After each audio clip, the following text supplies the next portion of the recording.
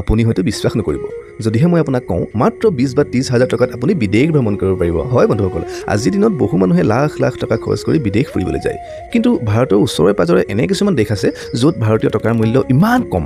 যে আপুনি তাত এক লাক্সাৰী ফৰেন ট্ৰিপ আৰামত কৰিব পাৰিব আজি এই ভিডিঅ'ত মই দেখুৱাম ভাৰতৰ ওচৰ পাজৰ 5খন দেশ য'ত ভাৰতীয় টকা বহুত শক্তিশালী কোন দেশত 1 টকাত 300 টকাৰ সমান কোন দেশত কম টকাত আপুনি ৰজাৰ দৰে ফুৰিব পাৰিব সকলো জানিম এইটো ভিডিঅ'ত সেয়েহে ভিডিঅ'টো শেষলৈকে চাই থাকিব কাৰণ শেষৰখন দেশৰ সৌন্দৰ্য আৰু সেই দেশৰ ইতিহাসৰ বিষয়ে জানি আপুনি এবাৰ হ'লেও নিজৰ জীৱনত বিদেশ ভ্ৰমণ ট্ৰিপৰ পৰিকল্পনা নকৰাকৈ থাকিব নোৱাৰিব সো আৰম্ভ কৰোঁ আমাৰ এইটো ভিডিঅ' এই ভিডিঅ'টোৰ একদম টপ 1 লিষ্টত আছে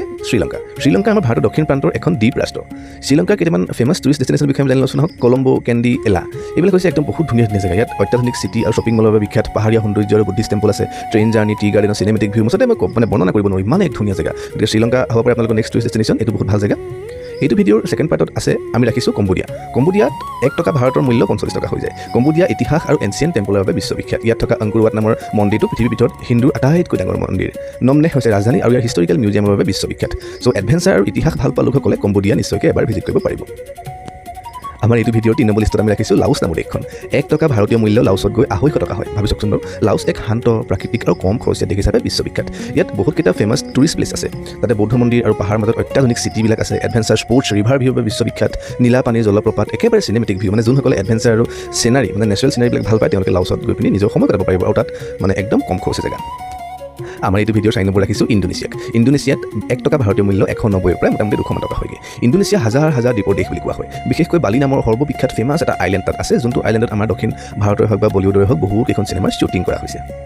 ইণ্ডোনেছিয়াৰ ৰাজধানী হৈছে জাকাৰ্টা যি মডাৰ্ণ চিটি লাইফষ্টাইল আৰু নাইট লাইফষ্টাইলৰ বাবে বিশ্ববিখ্যাত কম্বোডিয়া আইলেণ্ড বিশ্ববিখ্যাত কমোডো ড্ৰেগনৰ বাবে ফেমাছ চ' যোনসকলে মানে কম টকাতে বিদেশ ভ্ৰমণ কৰিব বিচাৰে তেওঁলোকে ইণ্ডোনেছিয়া এবাৰ হ'লেও যাব পাৰে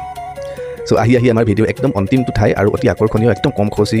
দেশখনৰ বিষয়ে আমি ক'বলৈ আগবাঢ়িছোঁ চ' ইমানখিনিলৈকে যদি আপোনালোকে ভিডিঅ'টো চাইছে লাইক শ্বেয়াৰ ছাবস্ক্ৰাইব কৰিবলৈ নাপাহৰিব